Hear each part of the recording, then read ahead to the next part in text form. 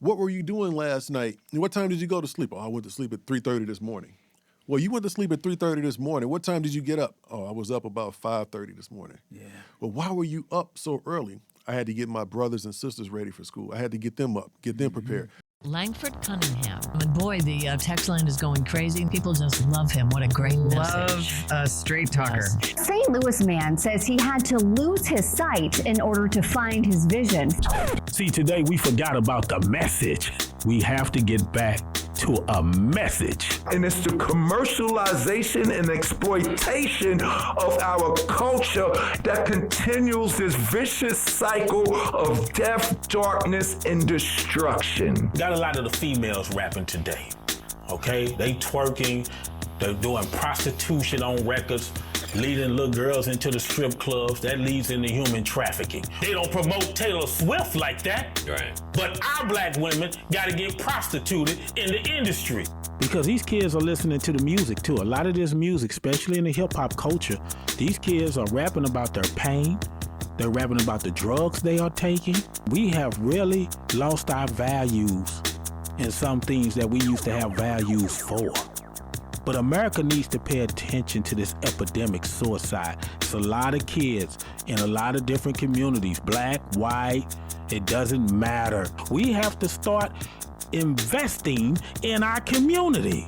Elon Musk made a comment that hands up, don't shoot. It was a hoax. How you feel about that, Mike Brown Sr.? Those words wouldn't have never been said if that wouldn't have never happened to Mike Brown Jr. So what you saying, what happened to Mike Brown Jr. was fake? Hey, people be playing with the wrong folks, man. They left the responsibility onto you to search for your daughter. You didn't get no assistance from the police department. You didn't get no assistance from the political officials. No, I did not. Let's elaborate more on this service station. A human trafficking ring that was going on at that mobile. They arrested the guy, and as soon as he got out, the station was back open once again. It's the Blind City Podcast takeover, you know. You know who the most dangerous man in the world is? Who? A blind man with vision. Thank you. Reba Dirty. BlindCityPodcast.com, ABC 30 TV. We're going to have another great show tonight. You know, we got this feminist movement going on, and we very seldom hear from black men. Black men talking, giving their opinion. And tonight, that's what we're going to do. I got two black kings inside the city that just pulled up. And I got a legend too as well. My first guest, Eric Potts from Peace of Mind Genetics. How you doing, brother? Oh man, I'm blessed and blind, using my disability as a strength, brother. And this guy right here, everybody know this guy. Oh, man, this guy, boy, I go back with this guy to 1994. He was running the radio show in St. Louis streets, giving local rap groups an opportunity.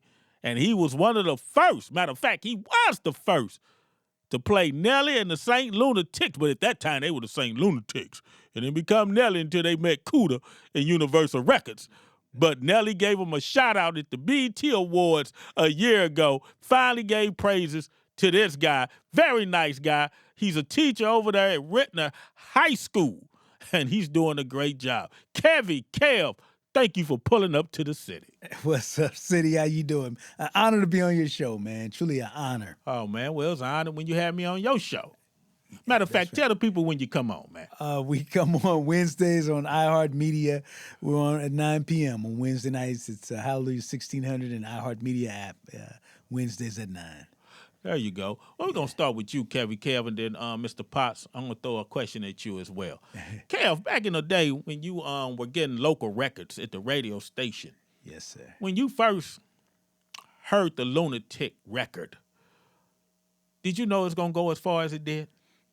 I'll be honest, I thought they had it in the beginning. I honestly did. And this is, I tell this story now, City.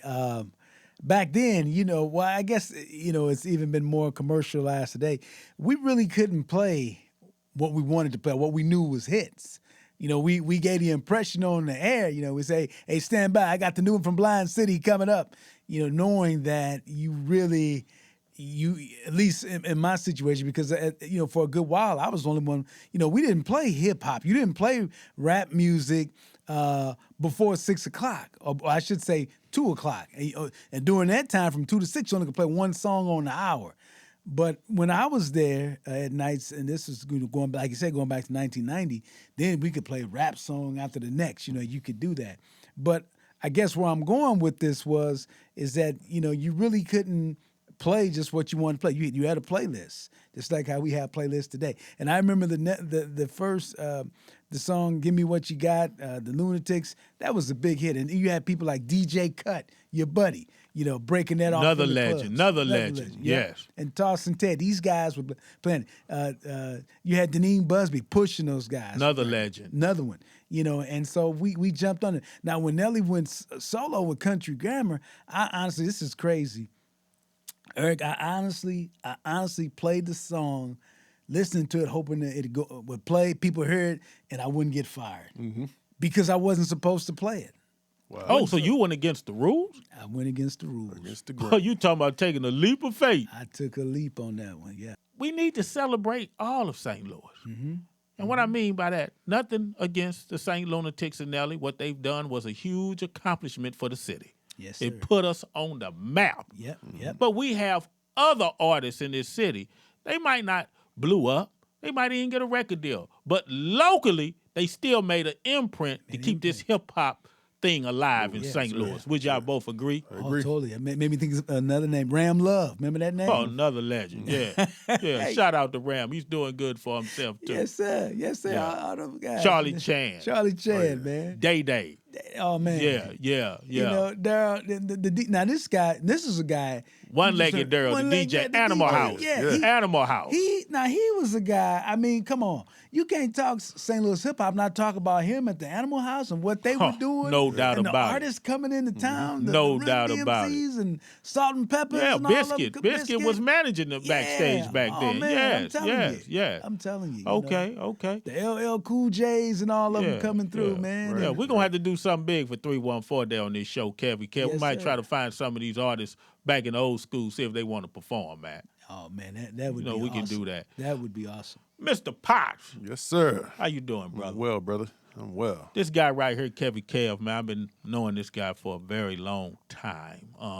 When he was young, I know I've seen him old, but he still look good. I know it. That's that beet juice I be drinking. That beet juice. Yeah. Keeps your blood pressure down. Right. Mr. Potts, man, let me send condolences to your mother, man. Hey, man. Beautiful woman. Had a pleasure meeting her when I used to take them out. Okay. And she used to tell me, Mr. Cunningham, don't let nothing happen to my boys. But what she didn't know, that your boys were protecting me. But you done came a long way, brother. You're a married man now. You're successful. You have your own business, man. Genetics. You're trying to help the community with people finding out if the child is theirs or not, correct? That's it. What made you get into that? Man, it's the biggest thing is looking at our community. You can't be of the community if you're not trying to be a changer in the community. So my biggest thing was back in the day, I grew up in Walnut Park, born and raised. And I would go through my neighborhoods and see kids just doing things just without any thought. Kids were just throwing rocks at school. And one day I saw a kid throwing a rock at a school building at a window. And I said, hey, young man, don't throw the rock. Don't throw rocks at property like that, And he kind of looked at me like I was so wrong for doing that, And so in my head, I told myself, I said, you know what if I was to go talk to his parents about this? Well, 9 chances out of 10, knowing where I'm from, 9 chances out of 10, the father's not at home. So I would have to contend with the mother that's going to literally come at me for talking to her kid inappropriately. So I just felt really bad about that situation. So I thought to myself, how can I make this situation a lot better? Back then I was doing a lot of work inside of the schools as a peer mentor where I was talking to younger kids in a school setting about, looking at college or considering other things in school, in their future. And then in the evenings I was talking to grown men. These were guys that were either coming out of prison where they were doing reentry programs or they were doing AA or NA meetings. And so I was talking to them. So I said, you know what? Maybe I was talking to one of their kids earlier that day. Or maybe I was talking to their kid's father that evening. I said, you know what, let me put the pieces together. And so what I did was I started trying to put everything together as far as putting these pieces to the missing puzzle together, as far as getting fathers back into the household again.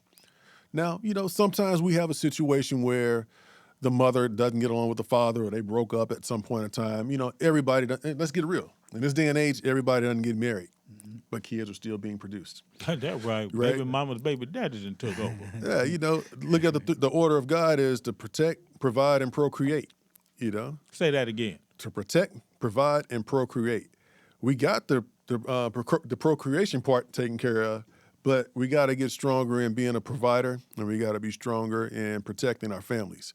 And how do we protect our families? Well, first we got to be active, and being active a lot of times it just means that, if you can't get along with the mother or the mother can't get along with you, you have to do what you got to do to raise that child regardless. And you got to find out how to make that element or make sure you make those ingredients make the cake.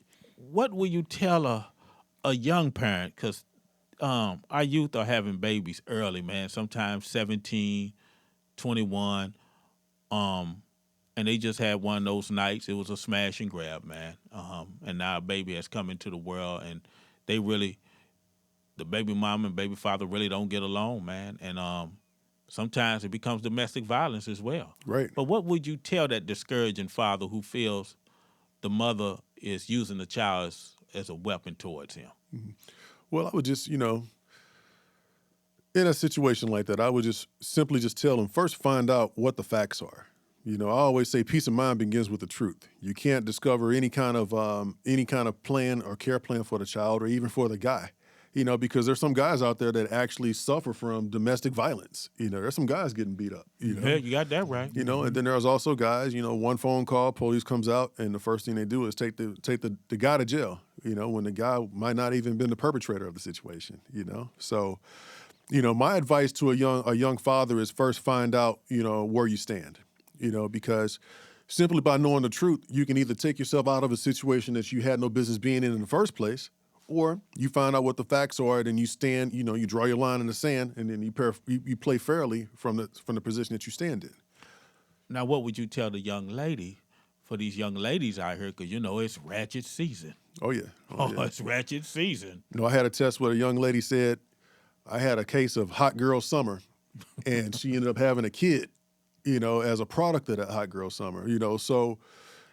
with that, we all, men and women, we all have to be responsible for the situations that we create, Absolutely. And you have to look at what the product of that situation is. If the young lady said she was having hot girl summer, so what's the baby's name going to be? Product? Yeah. Right. So the thing well, is... he's going to become a product of his environment if that parenting's not right. Right. And so we have to be careful because with that situation, we don't know where that father is, who that father is for that point, so we have to look at the future. How is that kid going to function in life not knowing who his or her father is? Mm-hmm. And I say his or her because I have to be anonymous with those type of situations, but that's a true situation. But how does that kid function as a kid and even as an adult not knowing who their father is? So it's almost like you're growing up as an orphan. I don't know who my parents is. Well, they are. They are. And they are. When you got these dysfunctional relationships, it's the kid that suffers. It's not the parents. Right. The kid is one that suffers. Right. Is that right, Kevin K? Oh, absolutely. The kids, they bear the blunt in those situations. And you're a school teacher. You're dealing with these behaviors over there at Retna, right? Yeah. We we just try to be there for our kids and support them. We try to be there and just be there. Let them know you care, number one. Right. Because they don't care what you know till they know you care. And Kev, I'm gonna tell you too. I worked, and like I was telling you, I was doing some work in the different school settings, back then. And I can recall working with a group of kids that were like in the 6th and 7th grade. Mm-hmm. And one kid just kept nodding off in the classroom. I'm like, hey guy, wake up, man. I'm here to help you. You need to be woke. What's going on? What were you doing last night? What time did you go to sleep? Oh, I went to sleep at 3:30 this morning. Well, you went to sleep at 3:30 this morning. What time did you get up? Oh, I was up about 5:30 this morning. Yeah. Well, why were you up so early? I had to get my brothers and sisters ready for school. I had to get them up, get them prepared. So you have kids, and I'm sure you still see that right now. Yeah. You have kids that are functioning as adults when they need to be kids. Absolutely. You know, and now they have to take on that role of being mother and father to take care of their siblings. No question about it. And so this is a completely different, scenario, situation from when we came up. This is great. This is great, brothers. Yeah. We're going to go to this break. We're going to come back, but this is great. This is what I'm talking about. This is what we need to do more in our community. Black men, we got to step up. We got to talk with each other. We got to converse. Put our differences aside. Martin Luther King said, no differences between black men should be bigger than their community. We'll be right back. ABC 30 TV, Blind City Podcast. Everything that hip hop is doing, first to go gold, first to go platinum, first on the cover of Rolling Stone. I don't even play basketball and I got a sneaker deal like Michael Jordan. There's got to be more to life to this, and I couldn't figure it out. Long story short, I was an alcoholic, suicidal, metaphysical, spiritual wreck who was thinking of killing himself. And I was like... While all this was going on. Yeah, Down with the King was out and this and that, but that's where I was at. I was DMC to y'all, but inside there was turmoil. And let me say this to you on-air DJs and radio hosts. The music that you play in our community that degrades us as a people and promote drugs and prostitution through records. How can you sleep at night? Is it really that bad? You got to get a check from killing your own people? If you found this content helpful, please share this video and subscribe to our YouTube channel, Blind City, the podcast. My family moved to Walnut Park in 1967. I was 4 years old at the time. I remember going to Walnut Park, the elementary school, which was K through 8. This is 1968, and I remember being called the N-word. That was my experience at Walnut Park, and I didn't know what it was. Went home and asked my mother, "What is the N?" And that was in '68 in that neighborhood. So they called you an N-word in Walnut Park? Well, it was well, there was only three of us. I was in the kindergarten. They called me the N-word in Catholic school. Oh, man. But Mr. Potts, you grew up in Walnut Park also. So how did you deal with your mental health, growing up in a violent community, also with the gangs? How did you and your brother escape it? The thing is you have to keep your mind. It comes back to who's in your household. You have some parents that, and honestly, I didn't find out until later on, but, my mother was a victim, of abuse. And the thing was, she only dealt with it the best way that she could because my grandmother was a victim of abuse, and my grandmother only knew how to deal with it by just walking away from the incident.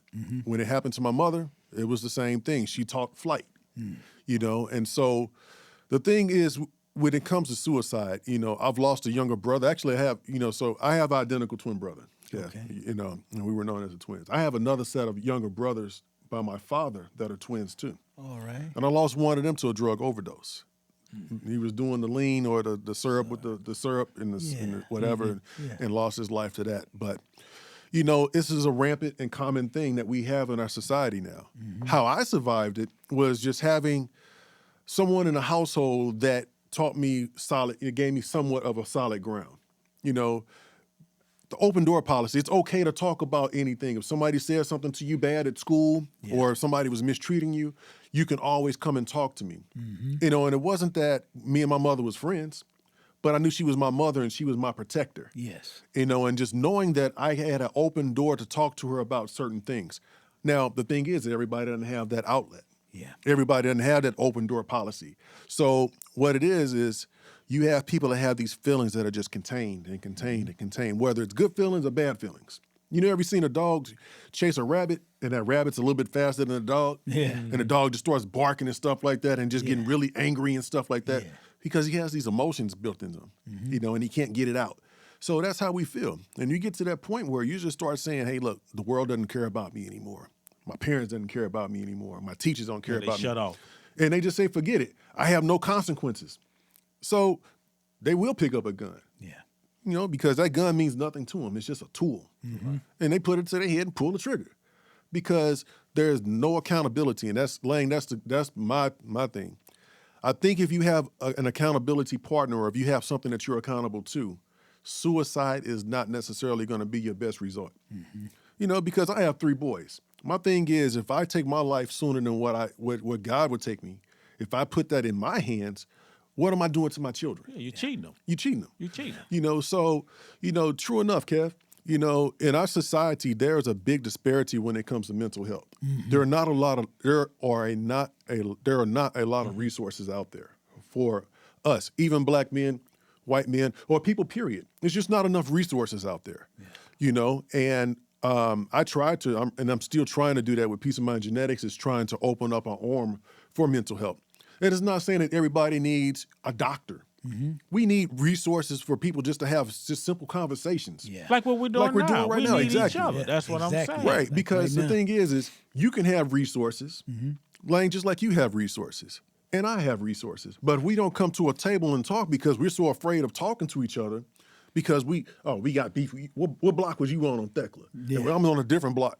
Where you was at on Theodore? Well, we're not supposed to talk to each other. Right. Well, the thing is you're a resource, and I'm a resource. And if we can't come together and combine resources, then we're all going to be doomed. Yeah. You Got know? that right. And so it adds to, you know, the suicide. You know, the suicide is a real thing because people don't know how to cope. Yeah, very real. One last thing before you, and I know you're about to say something, Lane. It was a pastor that I heard speak one day, and she said, our children are constipated with hope. Because think about it. A kid in Walnut Park wants to be an astronaut. How many programs do you see in our community that teach kids how to be astronauts? And he can't be an astronaut, so he has to stick with selling drugs, or he has to stick with prostitution, or getting involved with human trafficking, you know, to make it because this is what he's exposed to. Or slinging drugs. Yeah. Right. Fentanyl. We Right. need more programs in our community to teach kids how to be what they want to be. That's Or right. give them the resources to allow them, just like you're doing radio, broadcasting and everything in the schools. We need to be able to give kids those resources to help them become who they want to be and not what we want them to be. Well, that's what I'm talking about. yeah. Man, I love this conversation. Yeah. We're going to come right back. We're going to get 2 final thoughts from Kevin Kev and Eric Potts. What information and awareness they can give to the community and some advice that we can better our situation in our neighborhoods. No matter what we go through, life keeps moving. Life doesn't adjust to us. We adjust to life. BlindCityPodcast.com. BlindCityPodcast.com. And got 2 kings just pulled up to the city. We're having great dialogue. This is what I'm talking about. This is what the kids need to see in our community.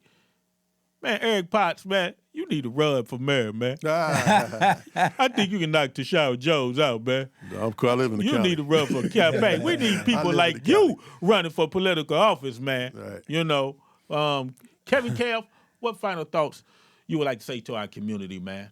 I would just like to say, and I heard a good friend of mine gave me this the other day. This is my 26th year of teaching, being a teacher. I taught 24 years in the St. Louis public schools, enjoyed the experience there. I'm in my 2nd year at Rittner, and I'm having a blast, just having a great time there. But a friend of mine said this, and it really hit home with me, City. She said, you know, speaking to the kids, that kids need to know, we need to tell them they were born to be great. And you tell them, I've been telling my students, you were born to be great. And I'm not just saying that to you just try to make you feel good. I believe it. I said, the thing is, you got to believe it.